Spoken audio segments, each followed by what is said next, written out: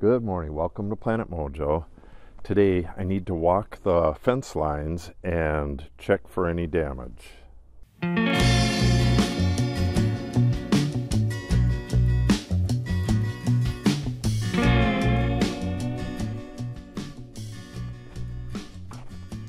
figured I have to walk Izzy, and even though it's a little bit harder to walk through here, I might as well kill two birds with one stone. If you're new to the channel, I'm restoring the oak savanna that this used to be back here. All these little ribbons are trees that have to go. They're weed trees, aspen and whatnot. Most of them are dead anyways. And then these big, massive white oaks are what used to be here and what I'm trying to get back. These trees get taken out, and this is all planted with native prairie grasses. So that's what this area is, and you can see the addition that we're building to the homestead. The homestead is only 1,200 square feet, and then I forget what the addition is.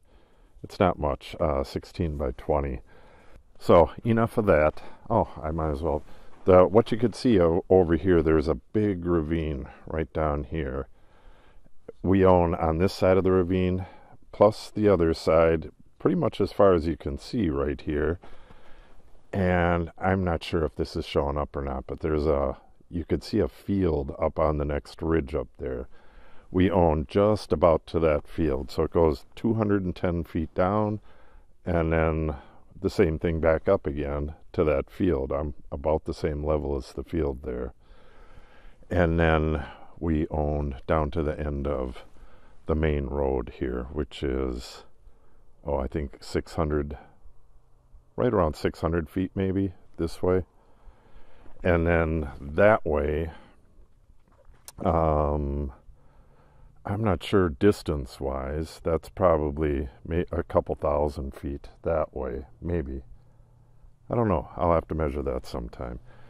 But anyways, this is our north horse pasture, and occasionally you gotta walk these fence lines. We have just a single strand of poly rope, and generally that's enough to contain a horse, and it's a whole lot cheaper than running two. We do have a double line right along here. I'm not sure why that is, but this is not used in the winter, so it really doesn't matter if any of it's down right now. If any of the lines down, usually you get tree branches across them, and if it pushes it to the ground, or sometimes even if it doesn't, it'll start shorting out. I'll try to check for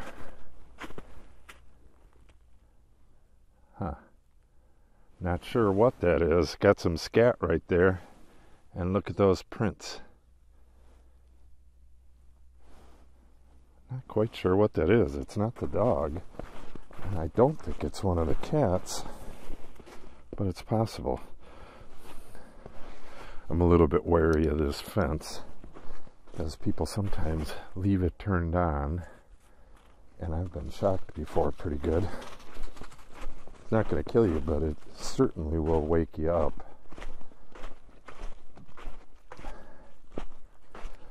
Alright, this is a little chunk of the north pasture. It goes up and over that way as well, and that's our vineyard right there. I'll be looping around and going up there. This area all through here is in the process of being restored as well. You can see this is one of the big oak savanna trees, but this is a black oak, I think, either black or red. And the ones back up there are all white. And there's a giant maple, and yeah, it's right down there. Can't really see it very well. But this area is being cleared to an extent, and the prairie grasses replanted here as well. I've spent much of my effort right in this area the last summer, and actually it was more, it was early last summer, and the year before. That's all in older videos if you wanted to see it. This really needs to go. This fell a couple years ago, and I just don't have the time to come in and get rid of it. The horses just walk right around it and over it, and they enjoy obstacles in their pasture. On some of the horse shows we watch, they specifically put stuff in the pastures for them to explore and jump over and whatever, but that's not why this is here. This is here because I haven't gotten to it. It fell over the wire, and you could see the girls just cut the wire and retied it, and that's all you really need to do with this poly wire. This has aluminum strands braided in with it, and it'll give you one hell of a jolt. The problem with a single wire like this is when the horses are tired of this pasture, they will sneak under it and they'll just go over to the next pasture. They're not going to run away or anything because all they're looking for is better grass. Well, this is new. What is this? It's just a single tree. The fence line used to come right through here. You could still see the T-posts, but we pushed it back. This is planted in grass amongst the trees, and I did hack and squirt. There's a video on that. It's a pretty easy way to kill trees. So these trees right here were all killed, and then you allow them to die back, and they're right at the point where I should just cut them down and dice them up.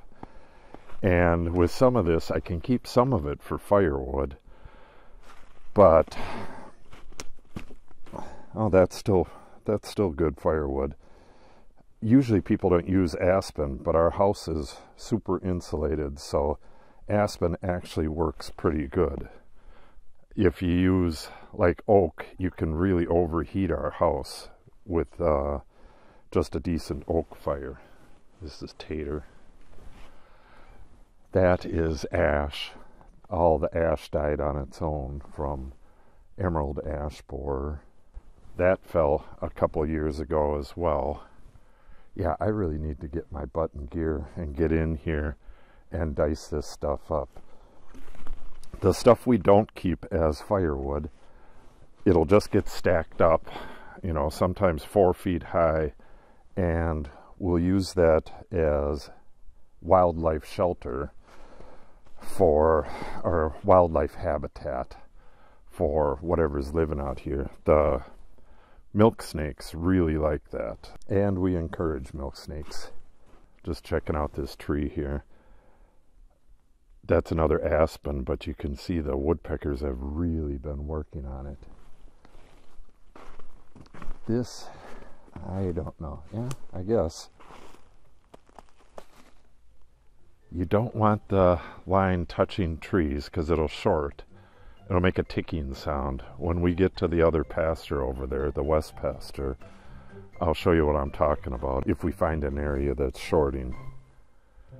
Okay, let's get around the corner here and check out a few things over there and then head over to the west pasture.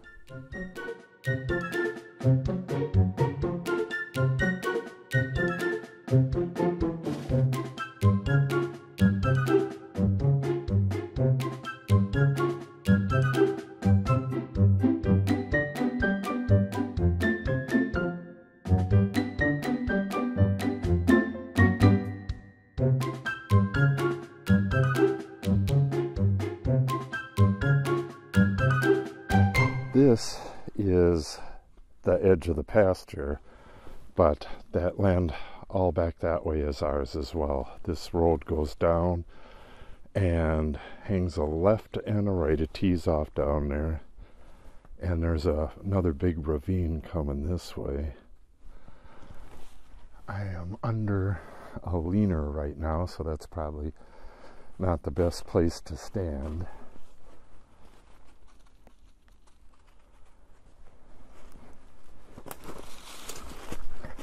What we did was, this was hacked and squirted the first year, or actually, no, it wasn't. It was girdled. I'll show you that right here. The first year, see, we owned one lot when we first bought this. And then where we just were, that's 2 lots there. That came up for sale after a couple of years. And it was like a real good bargain. And we got it on a land contract, so we got that. The people who owned this were good friends of ours, and they wanted to sell to do some other things, and we ended up buying these 2 lots. And then last year we bought another lot, which was owned by people we used to live next door to in a different town before we moved here. And she finally decided she didn't want to use it and sold it to us. So when we bought these 2 lots, the first thing I did was come through here and girdled a bunch of trees that we didn't want. You can see the mushrooms on it and the woodpecker damage. This one's going to fall in not too long of a time. I really need to get in here. I mean, they're pretty darn rotten. I really need to get in here and just drop these. I'd rather have a tangle of trees on the ground than have one of these trees fall on the horses or something. See, you could see the horses have access to this whole area. And normally, if it's a bad day, they just go up in there. If it's windy, they go up into their run-in. So they're not down here when it's windy. But I really should get these trees down on the ground. At least these older ones. That this has been, I think it's coming up on 4 years now that these were girdled. It's at least 3 years. And you could see they died right away. This is aspen. They died right away. I'm really surprised this hasn't fallen yet, because I girdled them pretty deep. This one, you know, it hasn't broken at the girdle, but snapped off, and there it is back there. Luckily that one went that way out of the pasture. Looking at the old aerial maps, there's aerial maps from the 1930s, and this was pasture back then as well. So everything in here grew since the 1930s. And it was still clear up that way when these lots were sold off. And the neighbors didn't do anything with it, so that whole area up there that's clear now, I had to re-clear that. And we actually had a forestry mulcher come in and take out a lot of the stuff. Cats and dogs with me on every walk. It's kind of interesting. That's Maisie, I believe. All 3 of our cats are the same, roughly the same color, so yeah, that's my cat Maisie. The dog's freaking out because the cats play tricks on her. They'll get her to chase them and then climb a tree or go up a log or something, and she gets all frustrated. Hi, Maisie.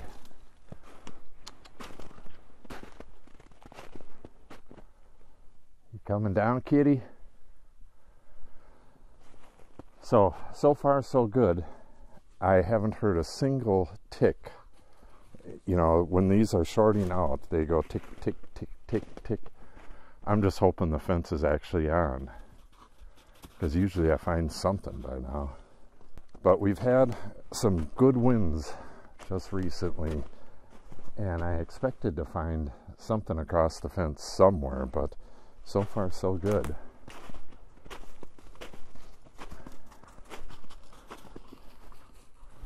giant cottonwood there.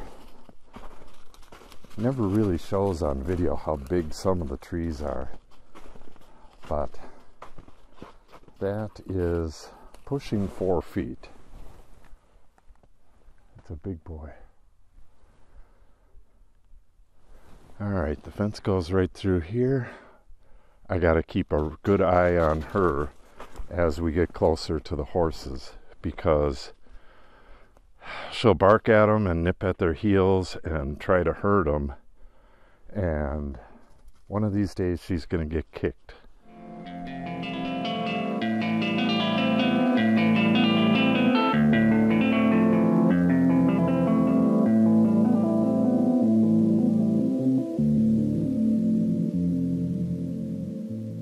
And there it is. One spot that's down. This is an ash.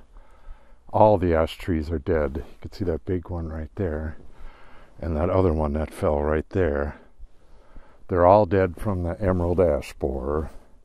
So as they fall, we gotta take them out.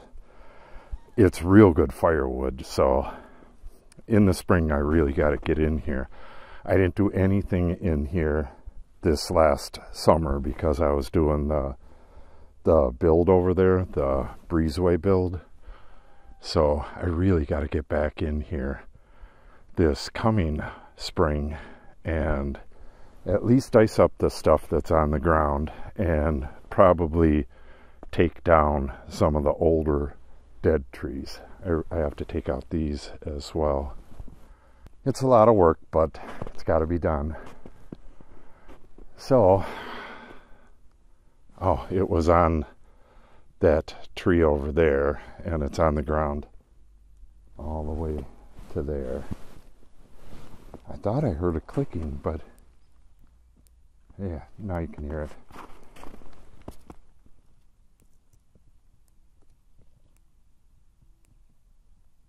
Hopefully you can hear that.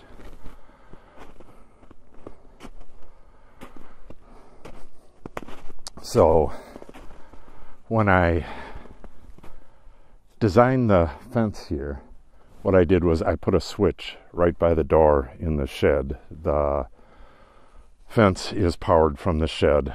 There's actually a video on that, I believe. But the power comes out of the back of the shed and goes down to the fence. But there's a switch right by the door, a lighted switch, so you can tell at a glance if the fence is on or off. So what we got to do, geez, there's no T-posts here, and that tree was the only thing, I guess it was connected to that tree. So they'll have to cut the rope, pull it out from under there, and probably connect it to this leaning birch here. Come spring, we'll have to put T-posts in here, but can't do it right now. The dog went up the road thinking we're gonna walk that way as well. She thinks it's a bonus walk today. So the fence is down in just that one spot, so it'll be real easy to fix because it's real nice and close to the house. And we have some really unusually nice weather in the 10-day forecast. It was really bad in fall, late fall, and really nice now that it's January. I hope that's a sign of good things to come in 2020. Izzy, come on, honey. We're not walking. We'll do that later. Stubborn little girl.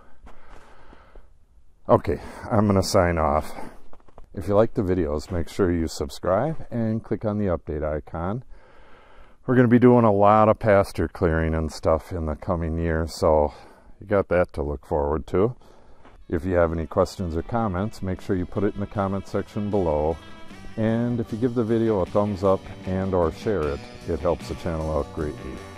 Thanks for watching and have a great day.